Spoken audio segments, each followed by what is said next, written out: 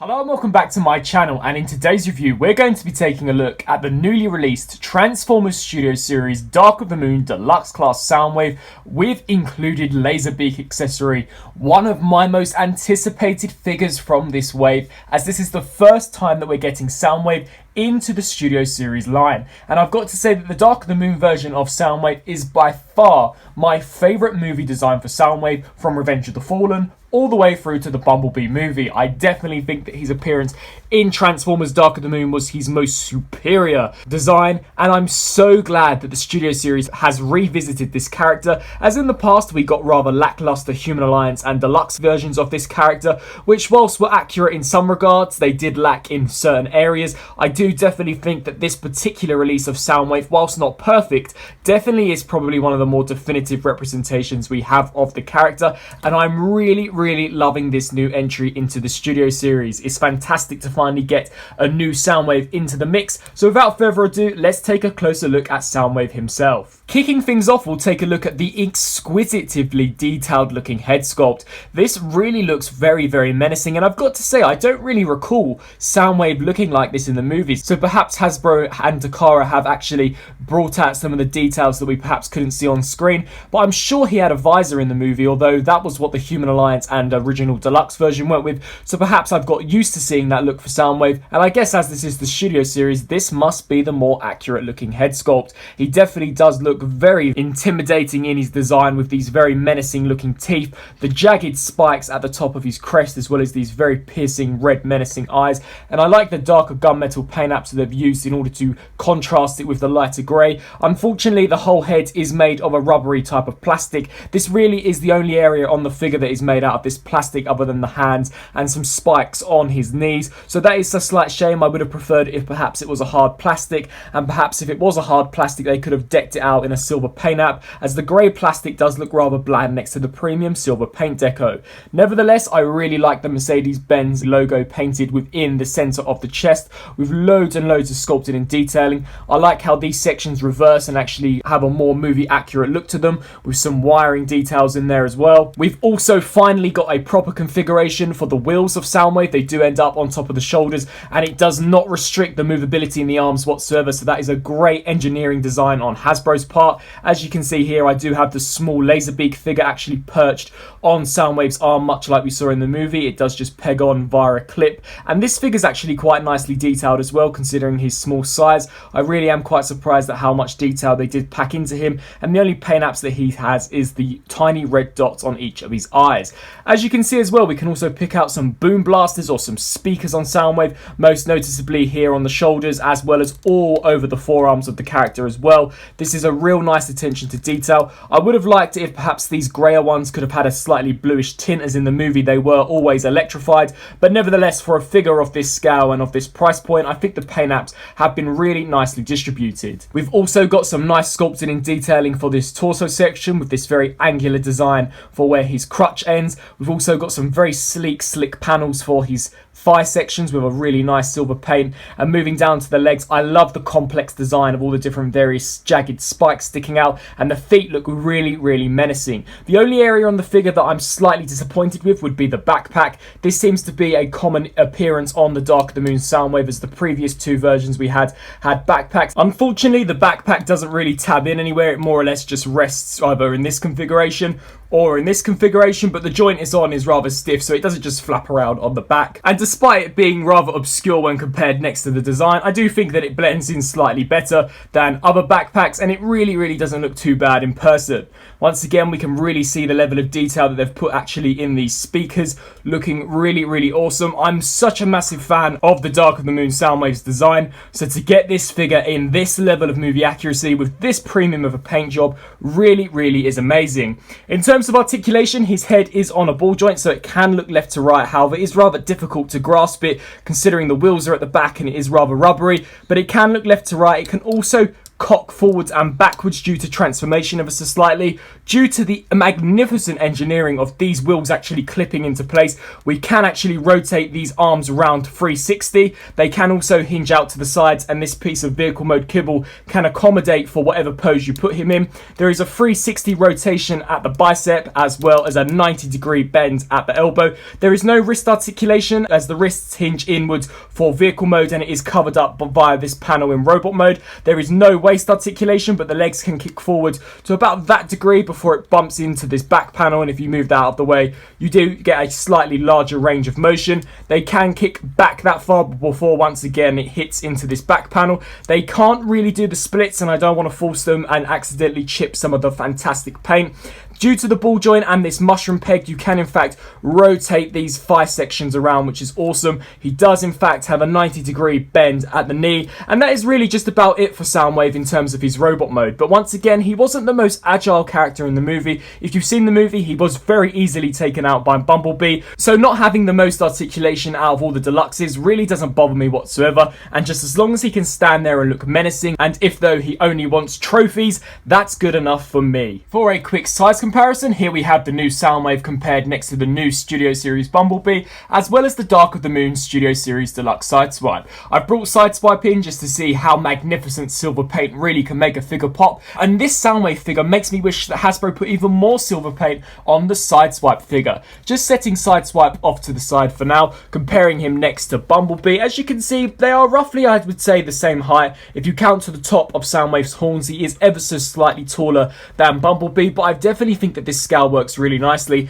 and having these two figures in hand, I can definitely say that Soundwave feels a lot heavier than Bumblebee. So if you are in the market for picking either of these two figures up and you only want to add one to your collection, I would definitely say go for Soundwave, as he is definitely more bang for your buck. Comparing Soundwave to the Dark of the Moon leader Megatron, I'm not entirely sure or convinced that this scale is 100% accurate. I just really didn't think that Soundwave was this small when compared to Megatron, and I've even got Megatron's legs slightly squatted, so I think that maybe Hasbro have missed the mark slightly on this scale, and perhaps either Megatron should be a little bit smaller or Soundwave should be a little bit taller. I definitely thought that in the movie Soundwave was more up to this region of Megatron, not below where Megatron's thighs begin. I mean, this is really small. Soundwave is supposed to be a big lieutenant, almost communications officer, so he really should be roughly about this scale. I don't think that this really works too well, but once I bring in all of the Dark of the Moon Decepticon cast, perhaps we'll get a clearer picture of if this scale is correct or not. For a Soundwave size comparison, here I have the new Studio Series Deluxe version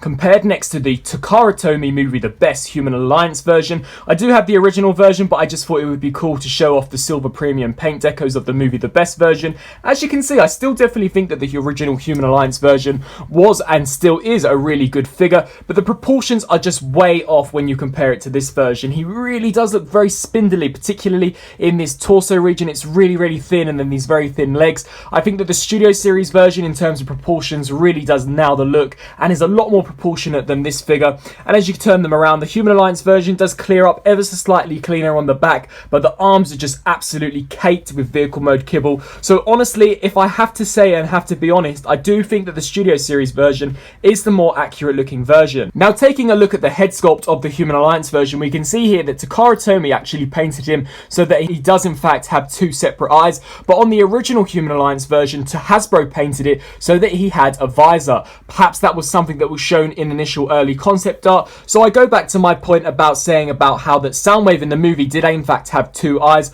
rather than a visor, so that's really cool to see and definitely departs from the G1 look and giving Soundwave more humanoid characteristics. Now that we've covered everything in robot mode, let's transform Soundwave into his vehicle mode. Now, I am going to be rather delicate with this figure considering his amazing silver premium paint deco. I definitely do not want to scuff this figure up whatsoever. To begin with, what I recommend doing is coming to these toes here and just lifting those up on both sides. What we can now do is take this section here and just bring this all the way up until this tab here blocks this grey piece here. Repeat the same process for this side, and then what we can do here is come to these pieces and just clip those and tab those together. We can then straighten this out like so that these 5 pieces are now sitting flush along these rubbery spikes. Now what we can proceed to do is come to this entire back region and just unfurl out his backpack, preparing him for transformation. Now we can come to these arms, and what you're going to want to do here is just align up these car panels with the tops of these wheels. We can come to this side now, and we're going to rotate this around and then lift this section up and just clip this into place. Now what we can do is fold in Soundwave's rubbery hand and just push that in, and come to this side now and repeat the same process. So just align this up, rotate this around, lift this section up and fold in Soundwave's hand. Now what we can do is come to this torso region and actually disengage the waist from this top section. I'm not entirely sure of the longevity of these two clips that actually peg into this. There is a lot of force required to actually pull them apart, so I really do hope that these hold up over time. Now what you're going to want to do here is just bring this up on this double joint and just have this rest in there just like so. This whole piece here doesn't necessarily really tab into place, it just more or less rests there, but this is the alignment that you want this crotch plate to be in, and this is the alignment you want the legs to be in. Now what you're going to want to do is take these arms here and just grab where these wheels are and pull them off. As you can see, there is a small peg that plugs into a circular section on the wheel. That's what keeps these tabbed in robot mode. You're going to want to untab those here and bring these in. Now there is this notch here that you're going to want to pull backwards on the rear end and just snap that into place. And there are various pegs actually on the legs. I'll probably be best showing you on this side. This tab here that will plug into these pegs on the windows. Repeat the same process here for this side. So just align this appropriately. And that is a problem that unfortunately I have actually found on my Soundwave figure, that if I do apply too much pressure, this section here will pop off. It's only really apparent on one side of Soundwave, but it pegs on easily enough and solidifies when I have all the tabs pegged in. But that is definitely something to be cautious of. Take these here and just give them a firm push into place. Now we come to one of the more cumbersome sections of the transformation, and that's actually rotating these pieces around without popping them off. This can be really difficult to do, and is actually such a pain, as you do not want to pop these off, but as you can see, they just pop off so easy due to the lack of clearance between these spikes. Perhaps you'll be able to do a better job than I can, but I recommend pegging those back into the ball joint and just clipping these into place. Perhaps I'll have better luck on this side, although I do doubt it very much. So see, it just completely pops off, which is such a shame. Peg this back in there. It can be rather tight to fit in, and then just bring this up and peg that into place. Now what you're going to want to do is take the head and push it forwards and then cock it backwards like so. So how it works is you're going to want to have the head essentially looking like this, so that we can just take the head now and push it all the way through this cavity and rotate that all the way around. Now we're going to take this whole piece here and just bring this up and over. Once again, be wary of the silver paint, and then just close all of this up, pulling this out of the way, snapping and locking everything into place, making sure that everything is tabbed in as secure as we can possibly get.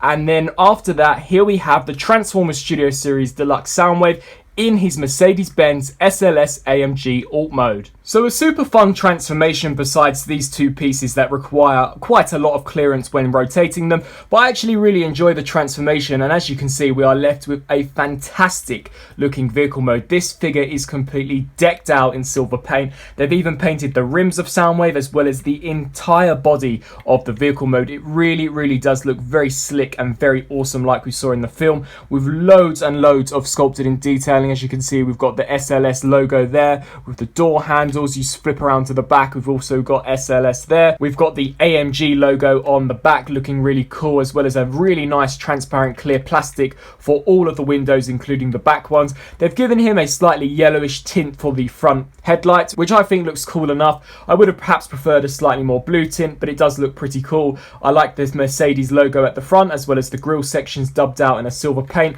So overall, a really very awesome looking vehicle mode, and it does roll fairly nicely if you do get all the wheels cleared. There is enough clearance under here. The wheels are fairly stiff, so they do roll better on a slightly rougher surface. My surface is rather smooth, so they don't roll as well as perhaps they could do, but a really nice looking Alt 4. Now if we take Laserbeak, and if we wish to store him in vehicle mode, we're just going to want to take the legs here and bring those forwards, which will expose a small tab on the back that will actually plug into this slot here. So you just take him and peg him in, and that is how Laserbeak stores in Soundwave's vehicle mode, which is rather dumb, but it is nice nevertheless if you wish to have these as a complete pair when on the shelf. So overall, I'm thoroughly impressed with this Studio Series Deluxe class Soundwave. For a quick size comparison, here I have the new Deluxe class Soundwave from the Studio Series compared next to the Dark of the Moon Deluxe Soundwave. Now you may ask why I didn't compare these in robot mode, and that's because this figure now is roughly 9 years old, and I really do not want this figure to break, as some of the tabs have become brittle over time, so I tend to just leave him in vehicle mode. But as you can see, this version just completely destroys this version in terms of paint deco and movie accurate detailing. In terms of length, they are roughly exactly the same, with anything the Studio Series version being slightly bigger than this one, so you really are getting a very substantial looking deluxe out of this version. As you can see, the SLS and the AMG logo on the new Studio Series version is a lot more cleaner and a lot more professional looking than what we got on the original Dark of the Moon Soundwave. So overall, a much updated figure and a much better release from the Studio Series. So that was my review on the Transformers Studio Series Dark of the Moon Deluxe class Soundwave. Personally, I absolutely love this figure. It really does seem as if though I'm loving every release of the Studio Series so far, and that's because honestly I am. This figure is really remarkably well done. He's got a fantastic looking robot mode, probably the best proportions we've had for a Soundwave from the movieverse ever, which is really awesome to see. A fantastic paint deco, really high-end movie accurate looking detail, great articulation. I really do enjoy the Laserbeak accessory. If I had one complaint, it would be the fact that I wish Soundwave perhaps could have included a small blaster, but considering how much plastic we're getting with the figure and the Laserbeak accessory and the great paint deco, it really isn't a drawback for me whatsoever, and I definitely think we'll see a repaint or a re-release of this figure perhaps in a Sound Blaster colour scheme, and that perhaps will include a blaster. The figure's transformation is quite fun to go from, although I've got to say that these front panels are rather difficult to manoeuvre without them popping off, so that is something to be wary of, but the figure as a whole is really a nice addition to the line, and I really cannot recommend him enough. If you enjoyed this review, please let me know down in the comment section below, and be sure to let me know what you actually think of the Soundwave figure himself. Until my next Transformers review, I'll see you then. Thanks for watching.